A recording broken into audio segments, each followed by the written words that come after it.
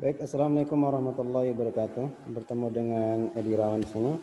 Di sini kita akan belajar bersama tentang ekonomi pariwisata yang berkaitan dengan pengembangan pariwisata. Baik, langsung saja sebagai pengantar. Ini berkaitan dengan pengembangan pariwisataan. Pemerintah Indonesia telah mengeluarkan kebijakan berupa Undang-Undang Nomor 10 Tahun 2009 tentang kepariwisataan. Pada pasal 2 dinyatakan penyelenggaraan kepariwisataan ini berdasarkan manfaat, keseimbangan, kemandirian, partisipatif, kelestarian, dan berkelanjutan. Yang lebih lanjut pada pasal 4 dinyatakan tujuan kepariwisataan ini adalah meningkatkan pertumbuhan ekonomi, meningkatkan kesejahteraan masyarakat, menghapuskan kemiskinan, mengatasi pengangguran, melestarikan lingkungan, sumber daya alam, serta memajukan kebudayaan. Ya, kemudian ada beberapa pendapat ahli tentang pengembangan pariwisata. Yang pertama, menurut Batu Rusi, ini mengungkapkan bahwa pengembangan adalah suatu strategi yang dipergunakan untuk memajukan, memperbaiki dan meningkatkan kondisi kepariwisataan suatu objek dan daya tarik wisata sehingga dapat diukur wisatawan serta mampu memberikan manfaat bagi masyarakat di sekitar objek dan daya tarik wisata maupun bagi pemerintah. Dia menurut Suwantoro, di mana pengembangan bertujuan untuk mengembangkan produk dan pelayanan yang berkualitas sehingga memiliki nilai seimbang dan bertahap. Kemudian menurut Purwadaminta, lebih menekankan kepada suatu proses atau suatu cara menjadikan sesuatu menjadi maju, baik sempurna dan berguna. Jadi intinya adalah dalam pengembangan pariwisata menurut ketiga ahli sini adalah di mana dunia pariwisata ini harus dikembangkan, harus harus dimajukan untuk tujuan dalam hal pelayanan untuk meningkatkan pengembangan produk yang kemudian bisa memiliki andil terhadap peningkatan pertumbuhan ekonomi. Nah, yang kemudian tahapan pengembangan yang tadi ya merupakan tahapan siklus evolusi yang terjadi dalam pengembangan pariwisata. Sejak suatu daerah tujuan wisata baru ditemukan, kemudian berkembang dan pada akhirnya terjadi penurunan. Oke, di tahap pengembangan ini kita akan berbicara tentang siklus evaluasi baik dari tahap pengembangan suatu tujuan dari awal ditemukan destinasinya sampai dengan dikembangkan bahkan akhirnya terjadi penurunan. Nah, dari konsep ini kita akan lihat dulu slide berikutnya apa sih maksud dari yang poin ini. Nah, menurut Butler, ada 7 fase pengembangan pariwisata atau siklus hidup pariwisata yang membawa implikasi serta dampak berbeda secara teoritis diantaranya. Pertama adalah fase penemuan, di mana di fase ini daerah pariwisata baru mulai ditemukan dan dikunjungi secara terbatas dan sporadis, khususnya bagi wisatawan petualang. Nah, pada tahap ini tidak terjadi kontak yang tinggi antara wisatawan dengan masyarakat lokal karena wisatawan menggunakan fasilitas lokal yang tersedia. Karena jumlah yang terbatas dan frekuensi yang jarang, maka dampak sosial budaya ekonomi pada tahap ini masih sangat kecil sekali.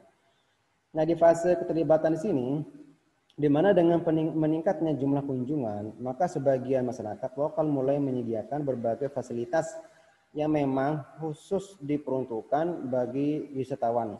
Kontak antara wisatawan dengan masyarakat lokal masih tinggi. Dan masyarakat mulai mengubah pola-pola sosial yang ada untuk merespon perubahan ekonomi terjadi. Nah, disinilah mulai suatu daerah menjadi destinasi wisata yang ditandai oleh mulainya adanya promosi. Baik di fase keterlibatan sini adalah di mana sudah mulai berkembangnya destinasi wisata yang diakibatkan oleh adanya kontak antara wisatawan dengan masyarakat. Ini terus di fase keterlibatan. Kalau di fase pengembangan, artinya investasi dari luar mulai masuk serta mulai muncul pasar wisata secara sistematis. Daerah semakin terbuka secara fisik dan promosi semakin intensif. Fasilitas lokal sudah tersisi atau digantikan dengan oleh fasilitas yang benar-benar berstandar internasional. Dan atraksi buatan sudah mulai dikembangkan, menambahkan atraksi yang asli alami. Dan berbagai barang dan jasa impor termasuk tenaga kerja asing untuk mendukung perkembangan pariwisata yang pesat. Jadi di fase pembangunan sini adalah adanya keterlibatan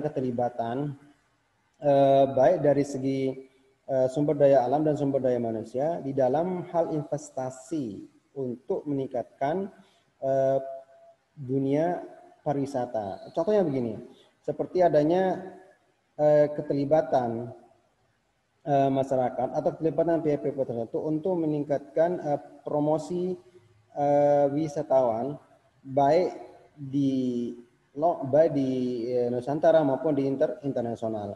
Yang kemudian udah dipakainya fasilitas internasional, sehingga sini untuk mendukung apa? Untuk mendukung kenyamanan daripada para wisatawan. Dan di fase pembangunan ini lagi sekian adalah sudah masuk juga tenaga asing, artinya sudah diimpor tenaga asing untuk apa? Untuk mendukung perkembangan pariwisata.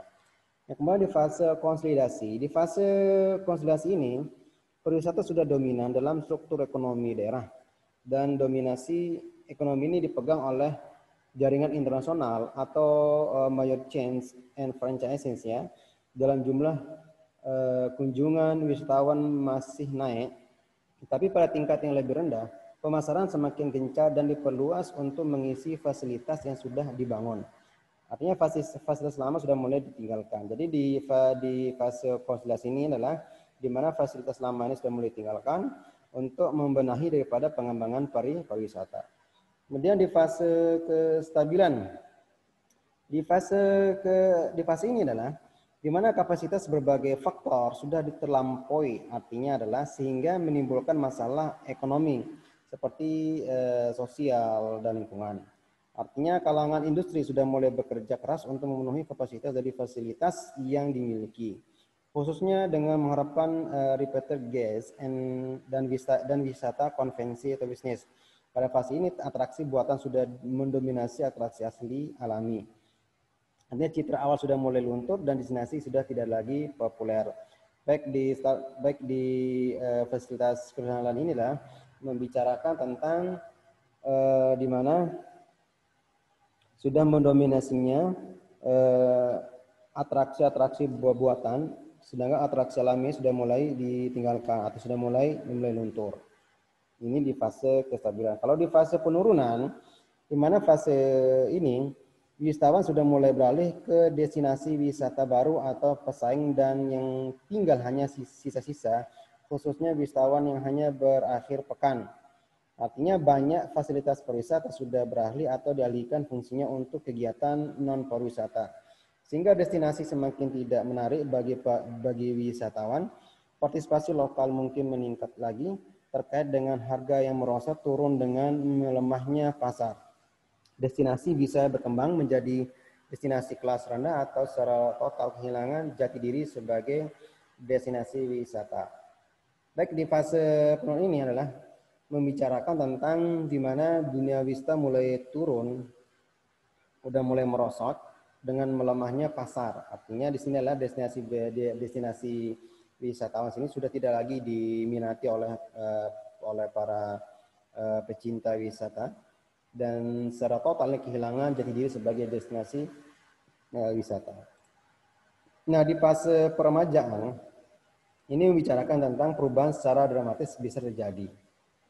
Artinya sebagai hasil dari berbagai usaha dari berbagai pihak.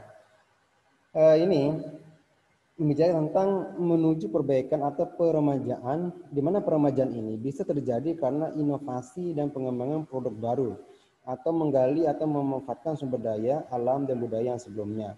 Jadi di fase peremajaan sini difokuskan membicarakan tentang sumber daya sebelumnya yang baik yang sudah dipakai atau sudah ditinggalkan ini diremajakan lagi, dimunculkan lagi, agar apa? Agar produk-produk lama tersebut bisa terpakai. Tapi cara terpakainya adalah harus benar-benar dikemas sedemikian rupa dan kemudian desain sedemikian rupa sehingga bisa akan menghasilkan daya tarik terhadap kunjungan wisatawan. Ini maksud daripada fase peremajaan. Baik, itu penjelasan saya untuk pertemuan kali ini. Semoga bisa dipahami. Kalau kurang paham silakan ditanya di via grup. Ini tugasnya silakan dikerjakan dan bisa dikumpulkan minggu depan. Saya akhiri dalam pertemuan kali ini dengan mengucapkan alhamdulillah. Wassalamualaikum warahmatullahi wabarakatuh.